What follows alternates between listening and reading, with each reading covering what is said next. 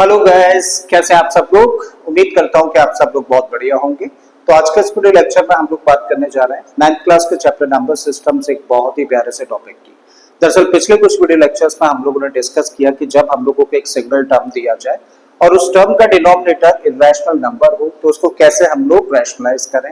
अब वो चीज हम लोगों ने सीख ली है तो अब उसी चीज को हम लोग आगे बढ़ा रहे हैं। अब उसी तरीके के टर्म से रिलेटेड अगर हम लोगों को कुछ एक्सप्रेशंस दे रखी हो जिनको कि हम लोगों को सिंप्लीफाई करना हो तो कैसे हम लोग इस तरीके की एक्सप्रेशंस को सिंप्लीफाई करें, यही है एजेंडा आज के वीडियो का। ठीक है, तो इसके लिए हम लोगों ने देखिए यहाँ पे 4 क्वेश्चंस लिए हैं। अगर वीडियो को बिना स्किप किए इन 4 क्वेश्चंस को आप लोग देख लेते हो तो भली भांति समझ जाओगे कि इस तरीके के एक्सप्रेशंस पे कैसे हम लोग सिंप्लीफाई करते हैं। ठीक है, तो चलिए स्टार्ट करते हैं। आते हैं फर्स्ट पार्ट पर।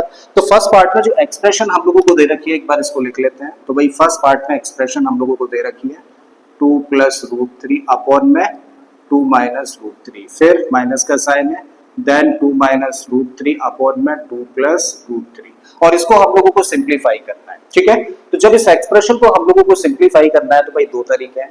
हम लोग देख रहे हैं कि यहाँ पे कितने टर्म्स हैं, कुल मिला के यहाँ पे 2 टर्म्स हैं। हम लोग क्या करें, इंडिविजुअली दोनों टर्म्स के डिनोमिनेटर्स को क्या करें, रैशनलाइज करें और फिर सिंप्लीफाई करें, और इस तरीके से हम लोग इसका सिंप्लीफाइड फॉर्म फाइंड कर लेंगे। अब दूसरा तरीका क्या है, तो यहाँ पे हम लोग देखें कि 2 एक्सप्रेशंस हैं और इन दोनों ही एक्सप्रेशंस के डिनोमिनेटर्स अपने आप में एक दूसरे के कॉन्जुगेट हैं। और कभी भी जब ऐसा हो कि 2 एक्सप्रेशंस हैं उनको सिंप्लीफाई करना है, मतलब प्लस करना है या माइनस करना है, और इनके डिनोमिनेटर्स एक दूसरे के कॉन्जुगेट हो, तो ऐसे केस में इंडिविजुअली दोनों को रैशनलाइज मत करो। आसान तरीका क्या है कि दोनों का एलसीएम ले लो। ठीक है, तो अभी हम लोग क्या करने जा रहे हैं भाई, यहाँ पे क्योंकि डिनोमिनेटर्स एक दूसरे के कॉन्जुगेट हैं तो हम लोग इन दोनों का ले लेते हैं एलसीएम। अब इनका एलसीएम लेना है तो एलसीएम क्या होगा, इन दोनों का प्रोडक्ट ही होगा। भाई एलसीएम निकल कर आ जाएगा 2 - √3 इनटू में 2 + √3। आई थिंक कोई दिक्कत नहीं, चीजें यहाँ तक समझ आ पा रही है। अब यहाँ पर देखें तो 2 - √3 है, यहाँ भी क्या है 2 - √3, तो एक्स्ट्रा फैक्टर है 2 + √3।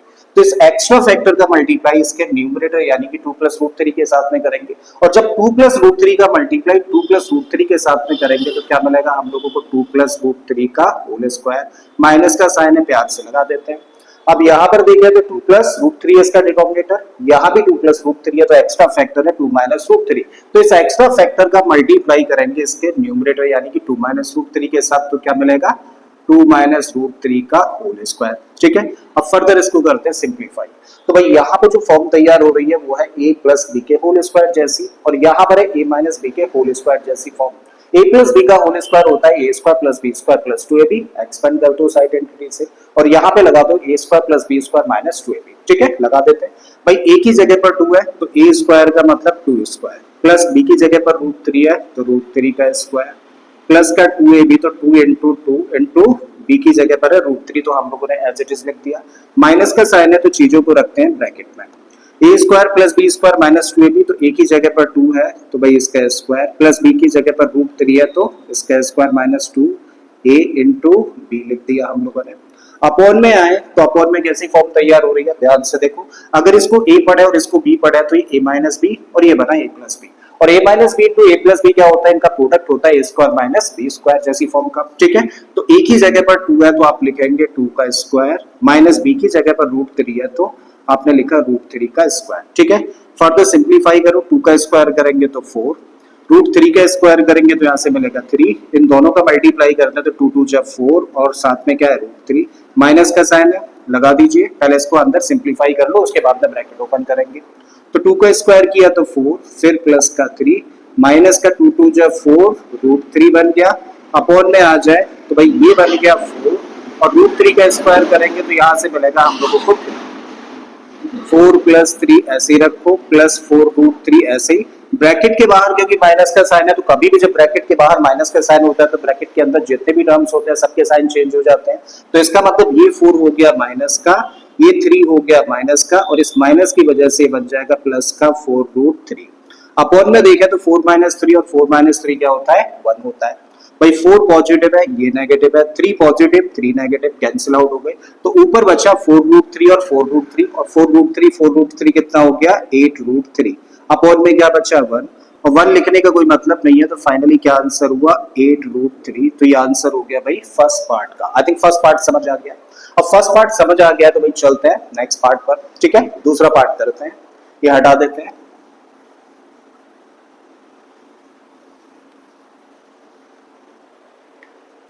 सो नेक्स्ट पार्ट में हम लोगों को एक्सप्रेशन दे रखी है 1/2 माइनस √3 है, माइनस का साइन है, देन 1/√3 प्लस √2 है, इस बार माइनस का, देन 7 है और फिर 3 माइनस √2 है। ठीक है, तो यहाँ पे देखो थोड़ी सी कहानी डिफरेंट है। अभी लास्ट क्वेश्चन में तो क्या था कि भाई वहां पे दो टर्म्स थे और दोनों ही टर्म्स के जो डिनोमिनेटर्स थे एक दूसरे के कॉन्जुगेट थे, बट यहाँ पे सिचुएशन ऐसी नहीं है। और जब सिचुएशन ऐसी नहीं है तो क्या करें, कितने टर्म्स हैं, 3 टर्म्स हैं, तो इंडिविजुअली इन तीनों टर्म्स के डिनोमिनेटर्स को करेंगे रैशनलाइज। तो सबसे पहले पकड़ते हैं फर्स्ट टर्म को। भाई फर्स्ट टर्म में क्या दिया है, सबसे पहले तो टर्म एज इट इज लिख लो 2 माइनस √3। और कभी भी जब ऐसा होता है ना, एक से ज्यादा टर्म्स हो, ठीक है, चाहे वो न्यूमरेटर का पार्ट हो या डिनोमिनेटर का पार्ट हो, फ्रैक्शनल फॉर्म में हो, तो ऐसे केस में हमेशा क्या किया करो, ऐसे केस में हमेशा इन चीजों को ब्रैकेट्स में रखा करो। तो यहाँ पे तैयार कर लो ब्रैकेट, तो 2 माइनस √3 ब्रैकेट में रखा। अब हम लोग इसके डिनोमिनेटर को रैशनलाइज करने जा रहे हैं, तो इसके कॉन्जुगेट से मल्टीप्लाई करेंगे और इसका कॉन्जुगेट क्या होगा, यही नंबर होगा, सिर्फ इसका बीच का साइन चेंज होगा, मतलब इसका कॉन्जुगेट होगा 2 प्लस √3। तो आपने क्या किया, 2 प्लस √3 से किया मल्टीप्लाई और ओरिजिनल वैल्यू ना चेंज हो इसके लिए आपने डिवाइड भी कर दिया, माइनस का साइन लगा दीजिए, टर्म जो था एज इट इज लिख दिया हम लोगों ने, √3 प्लस √2 था लिखा, और इसका कॉन्जुगेट क्या होगा, यही नंबर होगा, सिर्फ बीच वाला साइन डिफरेंट होगा। तो भाई इसका कॉन्जुगेट हुआ √3 माइनस √2, तो इससे हम लोगों ने मल्टीप्लाई किया, साथ ही √3 माइनस √2 से डिवाइड भी कर दिया, माइनस का साइन पुट किया, 7/3 माइनस √2 है, 3 माइनस √2, और इसका कॉन्जुगेट होगा 3 प्लस √2, तो 3 प्लस √2 से मल्टीप्लाई और 3 प्लस √2 से कर दिया आपने डिवाइड। ठीक है, फर्दर इसको करते हैं भाई सिंप्लीफाई। 1 का मल्टीप्लाई किसी भी नंबर के साथ में, किसी भी ब्रैकेट के साथ में करेंगे तो वही आएगा। ठीक है, इसका मतलब 1 का मल्टीप्लाई इसके साथ करेंगे तो हम लोगों को 2 प्लस √3 ही मिलेगा। नीचे फॉर्म देखें तो a minus B into A plus B जैसी है, और a minus B into A plus B क्या होता है, स्क्वायर माइनस बी स्क्वायर। एक ही जगह पर 2 है तो भाई आपने लिखा इसका 2 का स्क्वायर, b की जगह पर √3 है तो आपने लिख दिया √3 का स्क्वायर, माइनस का साइन पुट कर दिया। 1 का मल्टीप्लाई यहाँ भी करेंगे इस ब्रैकेट के साथ में, तो यही टर्म्स निकल कर आने वाले हैं, चाहो तो ब्रैकेट में रख लो, √3 माइनस √2 और a plus B, a minus B लगा दें तो a स्क्वायर का मतलब हुआ √3 का स्क्वायर, और b की जगह पर है √2 तो √2 का स्क्वायर लिख दिया, माइनस का साइन फिर से हम लोगों ने पुट किया। इस बार यहाँ पे 7 है, इसको एज इट इज रखो, ब्रैकेट को एज इट इज रख देते हैं, तो 3 प्लस 2 √2 रख दिया हम लोगों ने। a minus B, a plus B जैसी फॉर्म है तो a square minus B square, a की जगह पर अब क्या है 3 है तो इसका स्क्वायर, b की जगह पर √2 है तो इसका स्क्वायर कर दिया। क्लियर है, इसको देखें तो 2 प्लस √3 हम लोगों ने एज इट इज रखा, 2 का स्क्वायर होता है 4 और √3 का स्क्वायर करेंगे तो यहाँ से मिलेगा 3। यहाँ पर हम लोगों ने इस टर्म को यानी कि √3 माइनस √2 को तो एज इट इज रखा, और √3 का स्क्वायर करेंगे तो 3, √2 का स्क्वायर करेंगे तो 2, तो यहाँ पे लिख दिया 3 minus 2 minus 7 as it is रखिए, 3 प्लस √2 अपॉन में ये बन गया क्या, देखो 3 का स्क्वायर करेंगे तो कितना होगा 9, और √2 का स्क्वायर करेंगे तो यहाँ से मिलेगा हम लोगों को 2। ठीक है, सो 2 प्लस √3 अपॉन में 4 में से 3 माइनस करें तो 1, माइनस का साइन रखिए, माइनस का साइन इसलिए इन्हें ब्रैकेट में रखना मस्ट है, √3 माइनस √2 ऐसे ही रखा, और 3 में से 2 माइनस किया तो यहाँ भी 1 बचा, माइनस का साइन रखिए, 7 पुट किया, 3 प्लस √2 और 9 में से 2 माइनस कर दें तो क्या बचेगा 7। देखो 7 से 7 सबसे पहले कैंसिल कर दो, किसी भी नंबर का डिनोमिनेटर अगर 1 है तो उसको लिखो चाहे मत लिखो कोई फर्क नहीं पड़ता। ठीक है, तो इस 1 को हटा दो, जैसे ही 1 को हटाओगे तो क्या मिलेगा 2 प्लस √3, माइनस का साइन है ब्रैकेट में ही रखिएगा चीजों को, अभी √3 माइनस √2, 1 हटा दिया डिनोमिनेटर, यहाँ डिनोमिनेटर खत्म ही हो गया मतलब 1 रह गया, माइनस का साइन है अभी ब्रैकेट में ही रखिएगा चीजों को, तो पुट कर दिया। अब ब्रैकेट्स ओपन कर देंगे हम लोग, तो सबसे पहले तो ये वाला टर्म लिखा, तो ये क्या है 2 प्लस √3, माइनस की वजह से अंदर के साइन चेंज होंगे, तो भाई ये नेगेटिव और ये पॉजिटिव, तो माइनस का √3 प्लस का √2, यहाँ भी साइन चेंज होंगे तो ये नेगेटिव हो गया माइनस का 3, और ये भी नेगेटिव हो जाएगा प्लस का है भाई, तो ये भी नेगेटिव। ठीक है, अब देखो कुछ चीजें कैंसिल आउट हो रही है तो कर दो, √3 से √3 कैंसिल हो गया, √2 से √2 कैंसिल हो गया, तो क्या बचा 2 माइनस 3, और 2 माइनस 3 का मतलब क्या हुआ माइनस का 1। इसका मतलब जब हम लोग इस सेकंड पार्ट को सिंप्लीफाई करें तो यहाँ से आंसर क्या मिलता है हम लोगों को माइनस का 1 मिलता है। ठीक है, तो चलिए बढ़ते हैं, अब थर्ड पार्ट पर आते हैं और इसको सिंप्लीफाई करते हैं। आई होप कि चीजें यहाँ तक आप लोगों को समझ आ पा रही होंगी। तो थर्ड पार्ट में हम लोगों को क्या दिया है, थर्ड पार्ट में जो एक्सप्रेशन दे रखी है एक बार लिखें इसको, तो यहाँ पर हम लोगों को दिया है 1 अपॉन में 2 प्लस रूट 3 है, फिर प्लस का साइन है 2 अपॉन रूट 5 माइनस रूट 3, तो root 5 minus root 3, then plus का साइन 1 अपॉन 2 माइनस रूट 5। ये है भाई थर्ड एक्सप्रेशन। यहाँ कितने टर्म्स हैं? अगेन कहोगे 3 टर्म्स हैं और डिनोमिनेटर्स भाई एक दूसरे के कॉन्जुगेट नहीं है, तो क्या करना होगा? इंडिविजुअली सारे के सारे टर्म्स के डिनोमिनेटर्स को रैशनलाइज करना होगा। करो भाई। सबसे पहले ये वाला टर्म एज इट इज लिखा हम लोगों ने, ब्रैकेट्स में रखेंगे तो 2 प्लस रूट 3 ब्रैकेट में लिख दिया हम लोगों ने, और इसका कॉन्जुगेट क्या होगा? यही नंबर से बीच वाला साइन चेंज, तो इसका कॉन्जुगेट हुआ 2 माइनस रूट 3, तो आपने इससे मल्टीप्लाई किया और साथ ही इससे आपने डिवाइड कर दिया। प्लस का साइन है बड़ा सा लगा दीजिए, 2 एज इट इज अपॉन में रूट 5 माइनस रूट 3 ब्रैकेट में पुट किया, और इसका कॉन्जुगेट क्या होगा? डिनोमिनेटर को रैशनलाइज करना है भाई, कॉन्जुगेट से मल्टीप्लाई और कॉन्जुगेट से डिवाइड, तो रूट 5 प्लस रूट 3 कॉन्जुगेट से मल्टीप्लाई और कॉन्जुगेट से कर दिया डिवाइड, फिर प्लस का साइन है, इस टर्म को एज इट इज पहले एक बार लिख लो, तो 2 माइनस रूट 5 है, कॉन्जुगेट होगा 2 प्लस रूट 5 और अपॉन में भी क्या आ गया 2 प्लस रूट 5। तो क्या किया अभी तक हम लोगों ने? जो तीनों टर्म्स थे, तीनों टर्म्स को मैं जो डिनोमिनेटर है उस डिनोमिनेटर के कॉन्जुगेट से हम लोगों ने तीनों टर्म्स को मल्टीप्लाई और साथ में डिवाइड कर दिया है। ठीक है, आगे बढ़े तो 1 का मल्टीप्लाई इसमें करेंगे तो यही आएगा, मतलब 2 माइनस रूट 3, नीचे form a plus B into A minus B जैसी है तो A B square minus B square, A square का मतलब हुआ 4, अब देखो डायरेक्टली कर रहे हैं, b की जगह पर क्या है रूट 3, तो रूट 3 का स्क्वायर करेंगे तो क्या मिलेगा हम लोगों को 3। ठीक है, ये टर्म ऐसे ही रखा हम लोगों ने और साथ में लिख दिया under root 5 plus under root 3, नीचे फॉर्म बनी a minus B A plus B जैसी, तो a square minus B square, a की जगह पर रूट 5 है तो रूट 5 का स्क्वायर करेंगे तो 5, माइनस b की जगह पर रूट 3 है तो इसका स्क्वायर किया जाएगा तो यहाँ से मिल जाएगा हम लोगों को 3, प्लस का साइन है रखिए भाई, 1 का मल्टीप्लाई इस ब्रैकेट के साथ करेंगे तो 2 plus root 5 as it is हम लोगों ने पुट किया, और यहाँ पर a plus B A minus B जैसी फॉर्म है। ठीक है, तो 2 का स्क्वायर करेंगे तो मिलेगा 4 और रूट 5 का स्क्वायर कर देंगे तो बनेगा 5। ठीक है, अब देखो इसको लिखो एज इट इज, तो 2 minus root 3 as it is हम लोगों ने रखा, 4 में से 3 माइनस करेंगे तो यहाँ डिनोमिनेटर आ गया 1, प्लस का साइन है लगा दिया हम लोगों ने, 2 हम लोगों ने एज इट इज रखा, रूट 5 प्लस रूट 3 बिल्कुल ऐसे ही रख दिया, और 5 में से 3 को माइनस करेंगे तो यहाँ क्या बचेगा? यहाँ बचेगा 2, प्लस का साइन है रखो भाई, 2 प्लस रूट 5 जो ब्रैकेट था इसको एज इट इज हम लोगों ने रखा, और 4 में से 5 को माइनस कर रहा है तो 4 में से 5 को माइनस करेंगे तो भाई बचेगा यहाँ पे क्या 1। सबसे पहले इस 2 को 2 के साथ में कैंसिल कर दिया, डिनोमिनेटर 1 होता है तो उसको लिखें चाहे ना लिखें कोई फर्क नहीं पड़ता, हटा ही दो, तो भाई ये हटा दिया हम लोगों ने, तो क्या बचा 2 माइनस रूट 3, प्लस का साइन है कोई फर्क नहीं है, एज इट इज टर्म्स निकल कर आ जाएंगे। ठीक है, तो आपने लिख दिया रूट 5 प्लस रूट 3, अब यहाँ पे समझे अपॉन में गया माइनस का 1, अब हम लोग क्या करना है, इस माइनस साइन को चाहे तो हम लोग यहाँ पे पुट कर सकते हैं और चाहे तो इस माइनस को ऊपर भी लेके जा सकते हैं, तो अभी क्या करना है, इस माइनस को पुट कर देते हैं यहाँ पे, इस माइनस को जब हम लोग यहाँ पे पुट करेंगे तो डिनोमिनेटर बन जाएगा 1, और 1 लिखने का कोई मतलब है नहीं है, 1 चाहे तो हटा सकते हैं, तब सिर्फ क्या बच जाएगा, तब बचेगा 2 प्लस रूट 5 ब्रैकेट में, अगली स्टेप में इस ब्रैकेट को ओपन करेंगे। ठीक है, तो 2 माइनस रूट 3, अच्छा और ये प्लस रूट 3 यही काट देते हैं, तो यहाँ पे बच गया रूट 5 और ब्रैकेट ओपन करेंगे तो माइनस का 2, और इस माइनस की वजह से ये भी कितना माइनस का रूट 5, ये नेगेटिव ये पॉजिटिव और ये नेगेटिव आपस में कैंसिल हो गए, और फाइनली क्या निकला भाई, फाइनली इसकी सिंपलीफाइड वैल्यू क्या निकल कर आ जाती है, 0 निकल कर आ जाती है। ठीक है, तो चलिए ये वाला पार्ट भी आई होप समझ आ गया होगा। लास्ट वाला पार्ट बड़ा इंपॉर्टेंट है, शायद ही कभी ऐसा हो कि क्वेश्चन किसी की क्लास में ना पूछा गया हो या फिर एग्जाम में ना आया हो, तो इस पार्ट को बड़े ध्यान से समझते हैं और स्पेस कर लेते हैं इसको करने के लिए।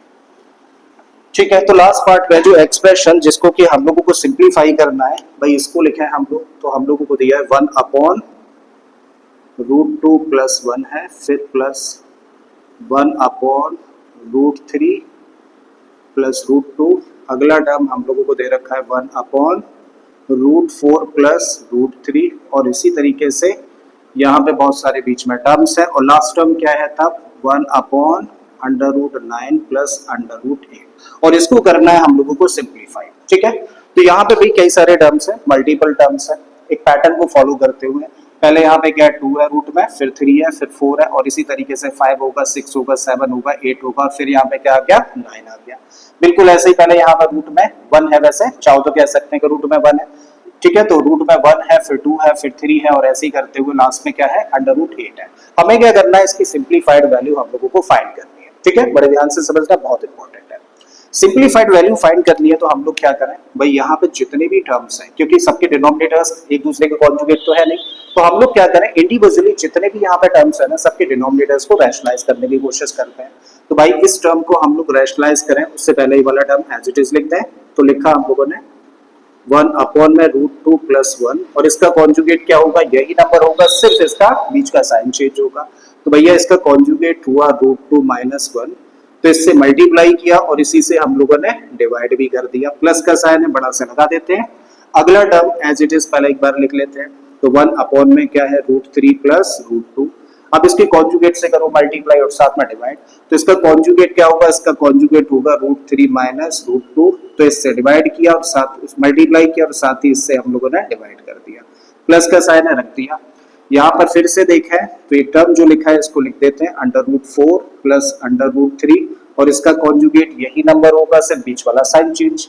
तो कॉन्जुगेट हुआ √4 - √3 अपॉन में √4 - √3, और बीच में बिल्कुल इसी तरीके से हम लोग डॉट डॉट डॉट लगा देते हैं।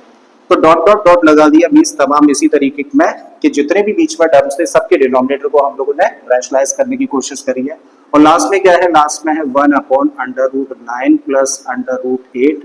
तो इसका कॉन्जुगेट हुआ √9 - √8। तो इससे मल्टीप्लाई और इसी से हम लोगों ने कर दिया डिवाइड। आई थिंक यहाँ तक चीजें समझ आ गई। कुछ नहीं किया हम लोगों ने, जितने भी टर्म्स थे उन सब टर्म्स के जो भी डिनोमिनेटर्स थे उनको रैशनलाइज करने की कोशिश करी है। ठीक है, अब देखो 1 का मल्टीप्लाई इसके साथ करोगे तो कोई फर्क नहीं पड़ेगा, यही आएगा। मींस आप लिख सकते हैं √2 - 1, और अपॉन में a + b - b जैसी फॉर्म है, तो a² - b²। a² का मतलब √2 का स्क्वायर क्या होगा 2, b² का मतलब 1 का स्क्वायर क्या होगा 1। प्लस का साइन है भाई रखो। 1 का मल्टीप्लाई फिर से इस ब्रैकेट में करेंगे तो यही आएगा, मतलब √3 - √2 मिलने वाला है। अपॉन में a + b × a - b जैसी फॉर्म है, तो a² - b²। एक ही जगह पर √3 है तो भाई इसका स्क्वायर होगा 3, और b की जगह पर √2 है तो √2 का स्क्वायर होगा 2। प्लस का साइन फिर से रख दिया हम लोगों ने। 1 का मल्टीप्लाई इस ब्रैकेट के साथ करेंगे तो यही निकल कर आएगा। ठीक है, और a + b a - b यहाँ भी लगना है, तो ये बन जाएगा √4 का स्क्वायर का मतलब 4, √3 का स्क्वायर का मतलब 3, और तमाम बीच में इसी तरीके के टर्म्स होंगे। और लास्ट में हम लोग देखेंगे जब 1 का मल्टीप्लाई करेंगे तो √9 - √8, और अपॉन में क्या बचेगा, तब अपॉन में बचेगा 9 - 8। आई थिंक चीजें यहाँ तक समझ आ पा रही होंगी, कुछ भी ऐसा नहीं है जो शायद ना समझ आया हो। तो √2 - 1 एज इट इज हम लोगों ने लिखा, √2 - 1, और अपॉन में फिर प्लस का साइन रखो भाई, √3 - √2, और अपॉन में यहाँ भी क्या बचा 1। अगले टर्म को देखें तो यहाँ पे रहेगा √4 - √3 अपॉन में 1। बीच में बहुत सारे टर्म्स होंगे, और लास्ट में फिर क्या है, लास्ट में √9 - √8 अपॉन में 1 रहने वाला है। अब सबके डिनोमिनेटर क्या है 1 है, और 1 डिनोमिनेटर लिखने का मतलब है नहीं है, चाहो तो हम लोग हटा सकते हैं, इसको हटा देते हैं भाई। हटा देंगे तो यहाँ से बचेगा √2 - 1 प्लस यहाँ से बचेगा इस टर्म में √3 - √2। इस टर्म में हम लोगों को मिलेगा √4 - √3, फिर डॉट डॉट डॉट हम लोगों ने लगाया प्लस √9 - √8। करेक्ट है। अब हम लोग यहाँ पे देखें ना, अब ये समझने का पॉइंट है, बड़े ध्यान से समझना भाई। यहाँ पे हम लोग देखें ना तो एक पैटर्न हम लोग फॉलो होता हुआ देख रहे हैं। हम लोगों ने नोटिस किया कि यहाँ पे क्या है, यहाँ पे माइनस का √2 है, और अगर ये माइनस का √2 है तो भाई √2 पॉजिटिव इससे पहले आया हुआ है। ठीक है, ये अगर नेगेटिव -√2 है तो जब नेगेटिव आता है तो पॉजिटिव पहले आया हुआ है। यहाँ भी हम लोग नोटिस करें तो यहाँ हम लोगों ने नोटिस किया कि माइनस का √3 है, और अगर ये माइनस का √3 आया है तो इसका मतलब पॉजिटिव √3 पहले आ चुका होता है। ठीक है, तो √3 से यहाँ पे ये √3 कैंसिल हुआ, √2 से ये √2 कैंसिल हो गया, और क्योंकि यहाँ पे माइनस का √8 है, क्योंकि यहाँ पे ध्यान से समझो, यहाँ पे माइनस का √8 है, इसका मतलब अगर ये नेगेटिव है तो इसका प्लस का √8 पहले कहीं आया हुआ होगा, बिल्कुल इसी तरीके से। और अगर ये पहले आया हुआ है तो √8 से ये नेगेटिव √8 हो जाएगा कैंसिल। ये तो पॉजिटिव है, अगर ये पॉजिटिव है तो इसका नेगेटिव बाद में आएगा, ये पॉजिटिव है तो इसका नेगेटिव बाद में आया, ये पॉजिटिव है तो इसका नेगेटिव बाद में आया। तो पैटर्न फॉलो हो पा रहा है, समझ पा रहे हैं इस बात को, ठीक है। तो भाई ये √8 जो नेगेटिव था ये पॉजिटिव 8 से कैंसिल हो जाएगा, लेकिन ये कैंसिल होगा क्या, नहीं होगा, क्योंकि जो पॉजिटिव रूट में नंबर दिख रहा है हम लोगों को, जो नंबर दिख रहा है रूट में, अगर वो पॉजिटिव है तो उसका नेगेटिव तो बाद में आएगा, इसका मतलब आगे है नहीं, सीक्वेंस खत्म है भाई, तो इसका मतलब ये बचा रहेगा। यहां से ये नेगेटिव है और ये नेगेटिव है तो इससे पहले आना चाहिए, बट पहले कोई भी टर्म नहीं है, इसका मतलब यहां से क्या बचेगा, यहां से तो बचा हुआ मिलेगा हम लोगों को -1। ये पॉजिटिव है तो इसका नेगेटिव बीच में गया होगा, ये भी कैंसिल हो जाएगा, तो सिर्फ यहां से फिर क्या बचने वाला है, प्लस का √9। अब फिर से लिखे भाई इसी बात को, तो -1 एज इट इज हम लोगों ने लिख दिया। और √9 का मतलब क्या होता है भैया, 9 तो परफेक्ट स्क्वायर है, किसका, 3 का, इसका मतलब √9 का मतलब है 3, ठीक है। तो इसकी जगह पे हम लोग लिख सकते हैं प्लस का 3 और -1 + 2, -1 + 2 कितना हुआ, प्लस का 2, और यही हो गया आंसर। मतलब यही है सिंप्लीफाइड वैल्यू इस एक्सप्रेशन की। तो उम्मीद करता हूं कि आप लोगों को चारों ही क्वेश्चंस अच्छे से समझ आए होंगे। अगर ऐसा है तो प्लीज वीडियो को लाइक कर दें, लाइक बनता है, चैनल को सब्सक्राइब कर लें अगर आपने अभी तक इस चैनल को सब्सक्राइब नहीं किया है, और इसी तरीके की वीडियो लेक्चर्स को देखने के लिए प्लेलिस्ट में चले जाइए, बहुत सारे क्वेश्चंस प्लेलिस्ट में आपका वेट कर रहा है। फिर से आता हूं एक और इसी तरीके के प्यारे से कॉन्सेप्ट के साथ में। Till then keep learning and thank you for watching this video.